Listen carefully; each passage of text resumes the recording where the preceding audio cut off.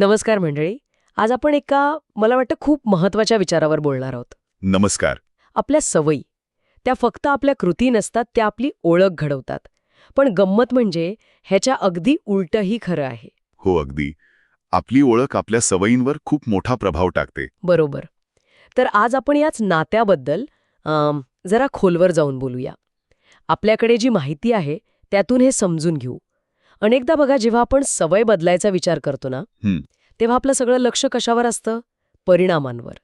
म्हणजे मला 5 किलो वजन कमी करायचंय, किंवा समजा पुढच्या 6 महिन्यात एक पुस्तक लिहून काढायचंय. अगदी. यालाच आउटकम बेस्ड हॅबिट्स म्हणतात. म्हणजे काय मिळवायचं यावर फोकस. हो, पण ॲटॉमिक हॅबिट्स पुस्तकात एक वेगळा विचार मांडलाय. तो जास्त प्रभावी वाटतो. कोणता विचार? तो म्हणजे ओळखीवर आधारित सवयी, आयडेंटिटी बेस्ड हॅबिट्स. यात आपण काय मिळवायचं यापेक्षा आपल्याला कोण व्हायचंय हे आधी ठरवतो. अच्छा. म्हणजे ध्येयाऐवजी व्यक्तीवर लक्ष केंद्रित करायचं. अगदी. उदाहरणार्थ, मला एक निरोगी व्यक्ती बनायचं आहे किंवा मला एक लेखक बनायचं आहे, अशी ओळख आधी निश्चित करायची. हे इंटरेस्टिंग आहे. म्हणजे सुरुवातच वेगळ्या पॉइंटने होते. बरोबर. हे अजून स्पष्ट करण्यासाठी आपण सिगारेट सोडणाऱ्या 2 व्यक्तींचं उदाहरण घेऊया. समजा दोघांना कुणीतरी सिगारेट ऑफर केली. ठीक आहे. पहिली व्यक्ती म्हणते, नाही धन्यवाद, मी सध्या सिगारेट सोडण्याचा प्रयत्न करतीये. प्रयत्न करतीये. आता दुसरी व्यक्ती ऐका. ती म्हणते, नाही धन्यवाद, मी धूम्रपान करत नाही. अच्छा. आता दोन्ही नकारच आहेत, पण फरक आहे नाही का? खूप मोठा फरक आहे. वरवरचा नाही आहे हा फरक. खूप खोलवरचा आहे. कसा? पहिली व्यक्ती जेव्हा म्हणते मी प्रयत्न करत आहे, तेव्हा ती स्वतःला अजूनही स्मोकरच समजतीये कुठेतरी. हां. म्हणजे ती फक्त एका इच्छेविरुद्ध लढते आहे. तिच्यासाठी नकार देणं म्हणजे एक ओझं आहे, एक संघर्ष आहे. बरोबर. पण दुसरी व्यक्ती जेव्हा ती म्हणते मी धूम्रपान करत नाही, तेव्हा ती तिच्या बदललेल्या ओळखीबद्दल बोलते आहे. तिने स्वतःला नॉन स्मोकर म्हणून स्वीकारलंय. अच्छा. त्यामुळे तिच्यासाठी नकार देणं हे अगदी सहज आहे. तिच्या स्वभावाचा भाग आहे तो. कोणताही आतला संघर्ष नाही तिथे. म्हणजे ओळख बदलली की वर्तन पण सहज बदलतं? अगदी. फक्त वर्तनावर काम करण्याऐवजी ओळखीवर काम केलं तर सवयी बदलणं खूप सोपं होतं. म्हणजे आपल्या सवयी आणि आपली स्वतःबद्दलची जी प्रतिमा असते, सेल्फ इमेज, यांचं नातं असं दुहेरी आहे. बरोबर. आपण ज्या सवयी जावतो त्या हळूहळू आपल्या ओळखीचा भाग बनतात. आणि जी ओळख बनते ती परत आपल्या सवयींना दिशा देते. हे चक्र आहे. आणि ते सतत फिरत राहतं? हो. आपण जे वारंवार करतो त्याने आपली ओळख अधिक पक्की होत जाते. तिला एक प्रकारची पुष्टी मिळते. उदाहरणार्थ? समजा कोणी आठवड्यातून 4-5 वेळा जिमला जात असेल नियमितपणे, हां. तर हळूहळू ती व्यक्ती फक्त व्यायाम करणारी राहत नाही. ती स्वतःला फिट व्यक्ती, खेळाडू वृत्तीची किंवा आरोग्याबद्दल जागरूक असं काहीतरी मानायला लागते. हो, तिची ओळखच तशी बनायला लागते. आणि मग तिचं वागणं पण त्या ओळखीला धरून होतं. अगदी तसंच लेखनाचं पण म्हणता येईल. रोज थोडं जरी लिहिलं, अगदी 15 मिनिटं, बरोबर. तरी हळूहळू ती व्यक्ती स्वतःला लेखक किंवा सर्जनशील मानायला लागते. सुरुवातीला अवघडल्यासारखं वाटेल कदाचित. हो, नक्कीच. पण सातत्याने केलं की ती ओळख नैसर्गिक वाटते. मग ते काम फक्त काम राहत नाही, ते मी कोण आहे याचा पुरावा बनतं. अगदी. आणि इथे ओळख म्हणजे काय हे समजून घेणं महत्वाचं आहे. ओळख म्हणजे काहीतरी फिक्स्ड, दगडावरची रेघ नाहीये. मग काय आहे? ती खरं तर आपल्या वारंवार असण्याची स्थिती आहे. रिपीटेड बिईंगनेस म्हणतात त्याला. रिपीटेड बिंगनेस. म्हणजे आपण जे वारंवार करतो, जसा विचार करतो, त्यातून आपली ओळख घडते. आपण त्याच गोष्टींवर जास्त विश्वास ठेवतो ज्याचा आपल्याकडे पुरावा असतो. आणि आपल्या कृती हाच पुरावा आहेत. बरोबर. समजा एखादी व्यक्ती 20 वर्ष झाली न चुकता दर रविवारी देवळात जाते. हां. तर ती स्वतःला आणि बाकीचे लोक तिला धार्मिक किंवा श्रद्धाळू मानतात. का? कारण 20 वर्षांच्या सातत्यपूर्ण वर्तनाचा पुरावा आहे. लॉजिकल आहे. किंवा एखादा विद्यार्थी रोज 2 तास बायोलॉजी वाचतोय, तर तो स्वतःला अभ्यासू किंवा बायोलॉजी आवडणारा समजेल. कारण त्याच्या रोजच्या कृतीतून त्याला तो पुरावा मिळतोय. म्हणजे आपल्या कृती आपल्या ओळखीसाठी आपणच गोळा केलेले पुरावे आहेत. अगदी. हे खूपच भारी आहे. म्हणजे आपण जी प्रत्येक कृती करतो, किती लहान का असेना, ती आपण जी व्यक्ती बनू इच्छितो त्या व्यक्तीच्या बाजूने दिलेले एक मत आहे, एक वोट असं म्हणू शकतो. अगदी परफेक्ट शब्द वापरला, मत. प्रत्येक सवय, प्रत्येक कृती म्हणजे एक मत. हां. अर्थात एका मताने निवडणूक जिंकता येत नाही. नाही. एका दिवसाच्या व्यायामाने कोणी फिट होत नाही किंवा एका दिवसाच्या लेखनाने कोणी लेखक बनत नाही. पण काय? पण जेव्हा ही मतं हळूहळू जमायला लागतात सातत्याने, तेव्हा काय होतं? तेव्हा फरक पडायला लागतो. नक्कीच. हळूहळू पुराव्यांचा ढीग तयार होतो. प्रत्येक लहान कृती, प्रत्येक यशस्वी सवय हे त्या नवीन ओळखीच्या पारड्यात टाकलेलं मत आहे. अच्छा.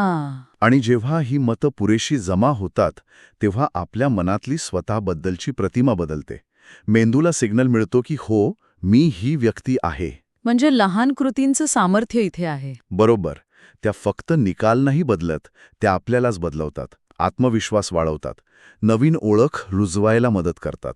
हे ऐकून अनेकांना सवय बदलण्यात जी अडचण येते ना, हं. त्याचं मूळ कारण कदाचित लक्षात येत असेल. काय असू शकतं? म्हणजे लोक उत्साहाने सुरुवात करतात, हं. पण परत जुन्या वळणावर जातात. हं. कदाचित ते फक्त वरवरचं वर्तन बदलायचा प्रयत्न करत असतात, पण त्यांची आतली ओळख, ती धारणा, ती तशीच असते. अगदी बरोबर. हा खूप महत्वाचा मुद्दा आहे. जर एखादी सवय बदलणं खूपच कठीण वाटत असेल किंवा टिकत नसेल तर प्रॉब्लेम सवयीत नाही तर आपल्या सेल्फ इमेजमध्ये असू शकतो. की माझं गणित कच्चं आहे, तिला गणिताचा अभ्यास करायची सवय लावणं खूप अवघड जाईल. कारण तिची कृती तिच्या धारणेच्या विरोधात जातीये. एक्झॅक्टली. त्यामुळे खरा टिकाऊ बदल हवा असेल तर केवळ वर्तनात बदल करून उपयोग नाही. मग काय करायला हवं? आपल्याला आपल्या आतल्या धारणांवर, आपल्या ओळखीवर काम करावं लागेल. म्हणजे काय? तर आपल्या स्वतःबद्दलच्या कल्पनांना तपासावं लागेल, त्यांना प्रश्न विचारावे लागतील. आणि गरज पडली तर बदलावं लागेल. हो, जाणीवपूर्वक संपादित करावं लागेल, एडिट करावं लागेल. आपली ओळख काही कायमस्वरूपी नाहीये, तिला वेळोवेळी अपग्रेड आणि एक्सपांड करायची गरज असते. हा एक सतत चालणारा प्रवास आहे म्हणजे. अगदी स्वतःला अधिक चांगलं समजून घेण्याचा आणि घडवण्याचा. ठीक आहे, हे सगळं पटतोय. पण मग ही ओळख बदलायची कशी नक्की? हे ऐकायला थोडं अवघड वाटू शकतं. याची काही सोपी पद्धत आहे का कृतीत आणण्यासारखी? प्रभावी टप्पे सांगितले आहेत. कोणीही सुरुवात करू शकतं. सांगा ना मग. पहिला टप्पा काय? पहिला टप्पा आहे आपल्याला नक्की कोणत्या प्रकारची व्यक्ती बनायचं आहे हे स्पष्टपणे ठरवणं. इथे काय मिळवायचं नाही तर कोण व्हायचं यावर लक्ष केंद्रित करायचं. ओके. स्वतःला विचारायचं, मला जे परिणाम हवेत ते मिळवणारी व्यक्ती कशी असते, तिचे गुण काय असतात, ती विचार कसा करते. उदाहरणार्थ पुस्तक लिहिणारी व्यक्ती. पुस्तक लिहिणारी व्यक्ती कशी असेल? बहुतेक करून सातत्यपूर्ण असेल, शिस्तप्रिय असेल, रोज वेळ काढणारी असेल, बरोबर? हो. तर मग आपलं ध्येय पुस्तक लिहिणे नाही तर एक सातत्यपूर्ण आणि शिस्तप्रिय लेखक बनणे असं ठेवायचं. किंवा फिट राहण्याचं उदाहरण घेतलं तर? फिट राहणारी व्यक्ती कशी असते? ती आरोग्याला प्राधान्य देते, खाण्यापिण्याकडे लक्ष देते, नियमित हालचाल करते. तर ध्येय वजन कमी करणे नाही तर आरोग्याला प्राधान्य देणारी व्यक्ती बनणे असं ठेवायचं. समजलं. म्हणजे आधी कोण व्हायचे हे ठरवायचं आणि मग दुसरा टप्पा. दुसरा टप्पा आहे. एकदा का कोण व्हायचं हे ठरवलं की मग छोट्या छोट्या कृतींमधून, स्मॉल विन्समधून स्वतःला ते सिद्ध करून दाखवायचं. छोट्या कृती म्हणजे अगदी लहान, किरकोळ वाटणाऱ्या कृतीतून सुरुवात करायची. मोठी झेप घ्यायचा मोह टाळायचा. कारण मोठ्या बदलांचा सुरुवातीलाच दबाव येतो आणि आपण ते टाळतो. हो, हे खरंय. पण लहान कृती सहज करता येते. समजा सातत्यपूर्ण लेखक बनायचंय तर रोज फक्त एक वाक्य लिहायचं ठरवा. फक्त एक वाक्य? हो. किंवा आरोग्याला प्राधान्य देणारी व्यक्ती बनायचंय तर रोज फक्त 2 मिनिटं चालायचं ठरवा किंवा एक सूर्यनमस्कार घालायचा. याला 2 मिनिट रूल म्हणतात. कोणतीही नवीन सवय इतकी सोपी करा की ती 2 मिनिटापेक्षा कमी वेळेत करता येईल. अच्छा, 2 मिनिट रूल. या छोट्या यशांचं महत्त्व काय आहे? एकतर ते सोपे असल्यामुळे करायला कंटाळा येत नाही. दुसरं, प्रत्येक वेळी जेव्हा तुम्ही ती छोटी कृती करता तेव्हा तुम्ही तुमच्या नवीन ओळखीसाठी एक मत टाकता, स्वतःला पुरावा देता की हो, मी ती व्यक्ती आहे. बरोबर. तिसरं, यातून सकारात्मक भावना निर्माण होते, आत्मविश्वास वाढतो. मी आज एक वाक्य लिहिलं म्हणजे मी लेखक आहे. मी आज 2 मिनिटं चालले म्हणजे मी आरोग्याला प्राधान्य देणारी व्यक्ती आहे. आणि हळूहळू ती ओळख पक्की होते. अगदी. हे लहान विजय मोठे होतात आणि तुमची नवीन ओळख तुमच्या मनात आणि वागण्यात घट्ट रुजते. मग त्या ओळखीनुसार वागणं जास्त नैसर्गिक आणि सोपं वाटू लागतं. खरंच, हा विचार करण्याची पद्धतच पूर्णपणे बदलतीये. सवयी म्हणजे फक्त काहीतरी मिळवण्याचं साधन नाही, नाही. तर त्या आपण कोण आहोत हे सिद्ध करण्याची आणि आपण कोण बनू इच्छितो हे घडवण्याची प्रक्रिया आहेत. आपल्या ओळखीचा आरसा आहेत त्या.